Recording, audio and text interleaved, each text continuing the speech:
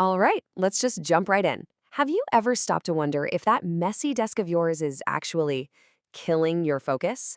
We're going to talk about the really surprising, scientifically proven connection between the clutter in your space and the clutter in your mind. And trust me, that pile of papers might be costing you a lot more than just some space on your desk. I mean, this quote just says it all, doesn't it? It really hits home. We love to call our mess organized chaos. Maybe it even feels a little bit comfortable. But our brains, ugh, they see something totally different. They see it as a constant low-grade stressor, a trap that keeps your cortisol levels high. So let me ask you this. Does every little decision just feel exhausting? You know that feeling when you sit down to work, but you just can't figure out where to even begin?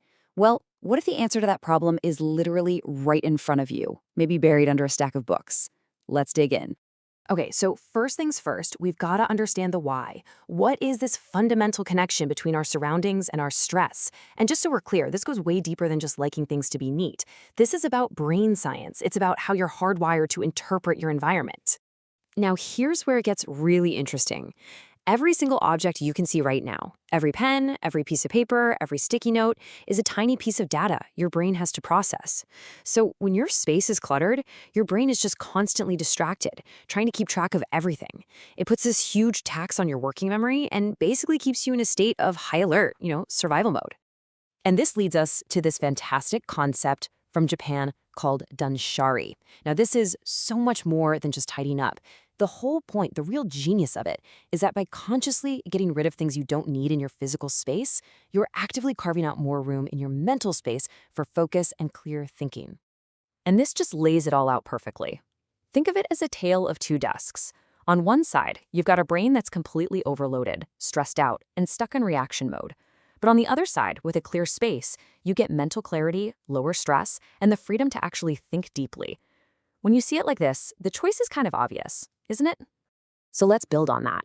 All of that environmental stress we've been talking about, it directly impacts a really critical system in your brain, a system that acts like its very own CEO. This is the perfect analogy, right? That feeling of just spinning your wheels, you feel so busy, but you're not actually getting anything done. That is exactly what happens when your brain's management system gets overwhelmed. It's a huge telltale sign that your executive function is struggling.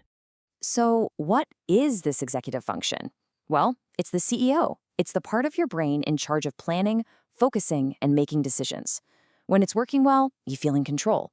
But when it gets overloaded, say by a cluttered desk, it starts to underperform. And that's when things really start to feel like they're unraveling. So, how do you know if your brain's CEO is struggling? Well, let's go through 5 pretty common red flags that might sound a little too familiar. All right, let's break these down. First up, a short attention span. You're constantly jumping between tasks, never really finishing anything. Second, you react without thinking. That's weak impulse control. Your emotions are just taking over. Third is chronic procrastination, which, by the way, isn't about laziness. It's often what's called avoidance anxiety. Fourth, you find yourself repeating the same mistakes, which means you're not really reflecting on your choices. And finally, number 5, just that constant feeling of being overwhelmed by everything, because your brain has no quiet space left to function. Now, this is so important to remember. If you're sitting there nodding along to this list, please don't beat yourself up. These aren't character flaws. Think of them more like data points or warning lights on a dashboard. They're just symptoms telling you that the system, your executive function, is under way too much strain and it needs some support. Which brings us to the solution. Now that we get the problem and we can spot the symptoms, what's the single most effective first step we can take to get our focus back? And here it is. It's so simple, it's almost beautiful. Before you go download another productivity app or buy another planner, just clear your desk. By changing your physical environment, you give your brain CEO the support it so desperately needs to get back in charge. So why does this one small act have such a massive impact? Well, it physically lowers the stress hormone cortisol in your body. It hits the reset button on your emotional state. It creates that cognitive quiet we were talking about. And at the end of the day, it gives your brain the literal and metaphorical room and means to do its best work. So, as we wrap this up, I want to leave you with one final thought. Just take a look around you right now.